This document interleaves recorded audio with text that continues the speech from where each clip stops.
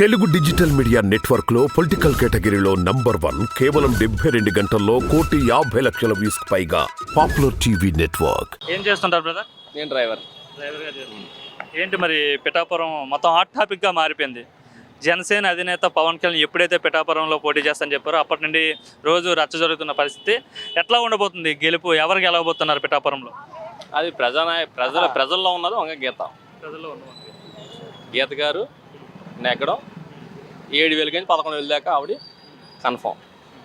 లేదు, పవన్ కళ్యాణ్ గెలుపు ఫిక్స్ అయిపోయింది, 1,00,000 మెజార్టీతో గెలవబోతున్నాడు. ఇక్కడ ఇంకా మెజార్టీ కోసమే గెలుపు ఆల్రెడీ ఫిక్స్ అయిపోయిందని చాలామంది చెప్తున్నారు కదా, దానికోసం మీరేమంటారు? కులం వల్ల అయిపోయింది అనుకోవడం అవి అవేకం. అది కులం వల్ల అవడం అన్నది ఇది అవ్వదు.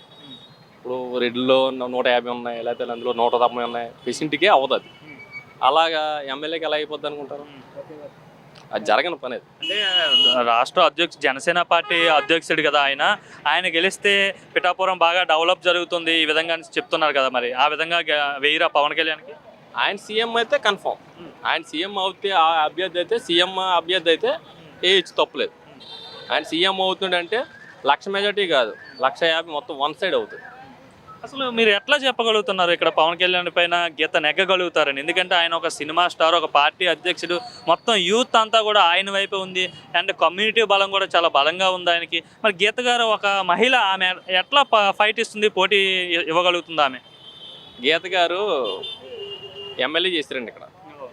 ఆవిడ ఎవరి దగ్గర రూపాయి తీసుకోకుండా చేసింది. ఎవరి దగ్గర రూపాయి తీసుకుందని ఎవరితో చెప్పించండి. ఎవరితో ఒక్కళ్ళ దగ్గర నా దగ్గర డబ్బులు తీసుకుందని చెప్పించుకోండి. ఎవరితో లేడీ ఆవిడ చేసింది. 1 ఎంపీ చేసింది. ఒక మాదాపట్నంలో అది కట్టింది. వార్స్ రోడ్లో అది కట్టింది. ఎవరి దగ్గర కాంట్రాక్ట్ దగ్గర కానీ ఎవరి దగ్గర రూపాయి తీసుకుందని ఎవరి దగ్గర నిరూపించండి. ఎవరి దగ్గర నిరూపించగలరా? ఎవరు చెప్పలేరు. అది పార్టీ అన్నది ఒకళ్ళ పార్టీ ఒకరికి ఉంటుంది, ఎవరి పార్టీ వాళ్ళకి ఉంటుంది. కానీ గీత గారిని ఎక్కడ ఖాయం.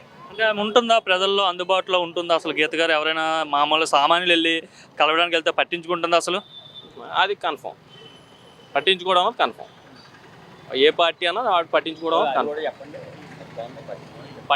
అన్నది కన్ఫామ్. ఆవిడ ఏ పార్టీ అన్నా ప్రజాదులను కలిసింది. కాంగ్రెస్లో విలీనం చేశారు, ప్రతి ఓళ్ళు వెళ్ళి కలిశారు. ప్రతి సామాన్యుడు కూడా వెళ్ళి గీత గారు అంటే వాళ్ళ పిఏతోనో లేకపోతే ఇంకొకటి మాధవ గారితోనో ఇంకోళ్ళతోనో కలవడం అన్నది అది కన్ఫామ్. ఆవిడ చేసి మళ్ళీ ఫోన్ చేసి అమ్మ ఈ పని మీకు అయిందా లేదా అని అడగడం కన్ఫామ్. అదైతే అంటే గీత గారు మొన్న రీసెంట్గా మాట్లాడుతూ, నేను local, Pawan Kalyan non local, నేను ఇక్కడే పుట్టాను, ఇక్కడే ఆడపడుచుని, ఇక్కడే మొత్తం అంతా నాకు తెలుసు అని చెప్పారు. పుట్టడం అన్నదే ఇక్కడ ఎవరు చెప్పలేరు, కానీ స్థానిక కాదు. కానీ అంటే ఇంతకుముందు సిటీ ఎమ్మెల్యేగా ఎమ్మెల్యే పనిచేశారు. ఆవిడ ఇక్కడ కొన్ని పథకాలు ఈ పథకాల్లో దొరబారు చేయలేకపోయినా, దొరబారుకి వ్యతిరేకం ఉన్నా సరే ఆవిడ సర్దిద్దుకుని వచ్చింది. అలాంటి కొన్ని ఉండడం వల్ల ఆవిడ సీట్ వచ్చింది. గెలుస్తుంది అంటారు పక్కా.